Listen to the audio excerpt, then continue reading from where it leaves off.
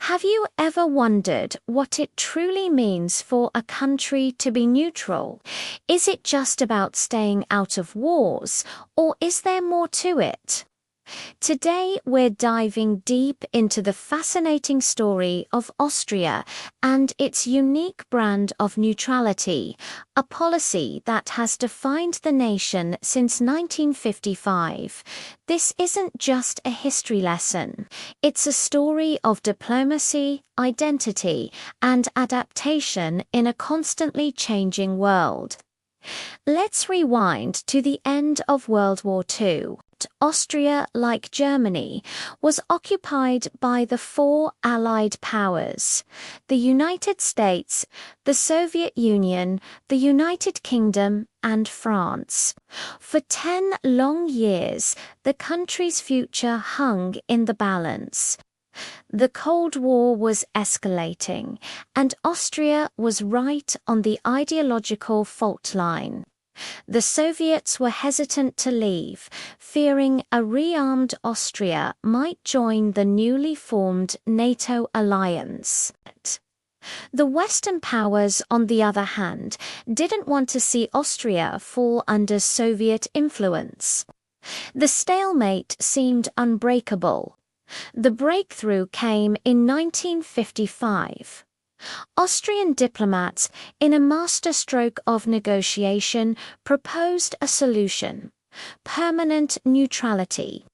They traveled to Moscow and convinced the Soviet leadership that a neutral Austria would serve as a stable buffer state in the heart of Europe, posing no threat to anyone. This promise paved the way for the Austrian State Treaty, signed on May 15, 1955. It was a monumental day.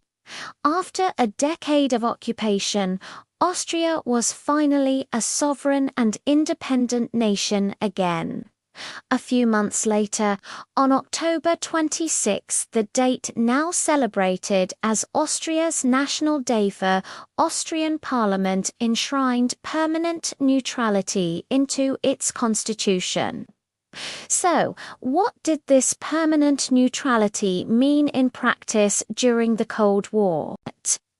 It meant no joining military alliances like NATO or the Warsaw Pact, and no foreign military bases on Austrian soil.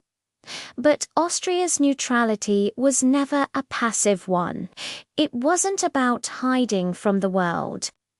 Instead, Austria carved out a role for itself as an active bridge builder between East and West. Vienna became a hub for international diplomacy, hosting crucial talks between the superpowers. Think of the Vienna Summit in 1961 between Kennedy and Khrushchev.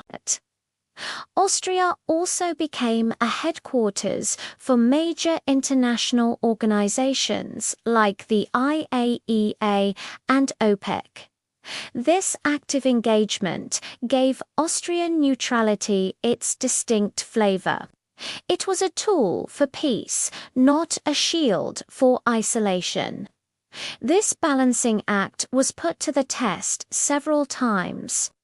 During the Hungarian Revolution in 1956 and the Prague Spring in 1968, Austria opened its borders to tens of thousands of refugees fleeing Soviet crackdowns. It provided humanitarian aid while carefully maintaining its official neutrality, condemning the violence without taking a military stance. This reinforced its image as a humanitarian haven and a reliable, neutral mediator on the world stage. For Austrians, neutrality became more than just a foreign policy. It became a core part of their national identity, a source of pride that set them apart in a divided continent. Then, in 1989, everything changed. The Berlin Wall fell, the Iron Curtain crumbled, and the Cold War, the very conflict that had given birth to Austrian neutrality, came to an end. Suddenly, the world was a different place. The clear division between East and West was gone. For Austria, this was both a liberation and an identity crisis. But the central question became, what does it mean to be neutral when the two opposing blocs no longer exist? Was neutrality still relevant? This sparked a huge national debate that would shape the next phase of Austria's journey. In this new era, Austria began to cautiously redefine its role. The concept of a European security architecture was emerging, and Austria wanted to be a part of it. A major milestone was joining the European Union in 1995.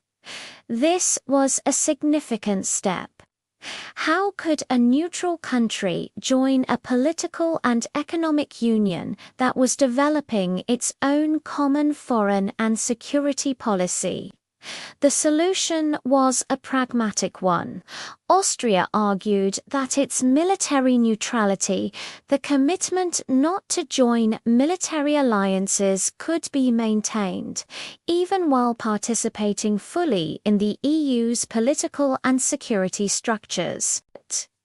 They joined NATO's Partnership for Peace programs, allowing for cooperation on peacekeeping and crisis management missions without full membership.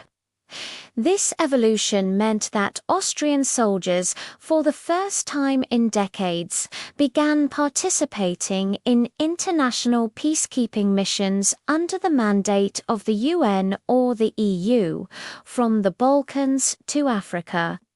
This was a clear shift from the more passive neutrality of the Cold War.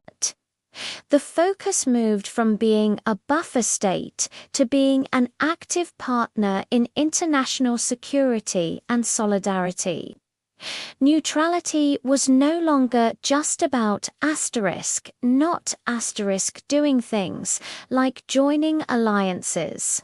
It was about actively contributing to peace and stability in a different way. Some argued this stretched the definition of neutrality, while others saw it as a necessary adaptation to a new global reality. This ongoing debate was thrown into sharp focus with the full-scale Russian invasion of Ukraine in 2022. This event was a seismic shock for European security, and it forced Austria to confront the core principles of its neutrality once again, while maintaining its military non-alignment, meaning it sent no lethal aid to Ukraine and refused to join. NATO Austria strongly condemned the invasion.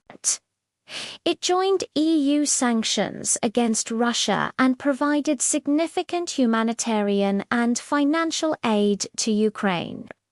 This solidarity within neutrality has been Austria's response. It shows that even a neutral country can take a clear moral and political stance. Today, the debate in Austria is more intense than ever.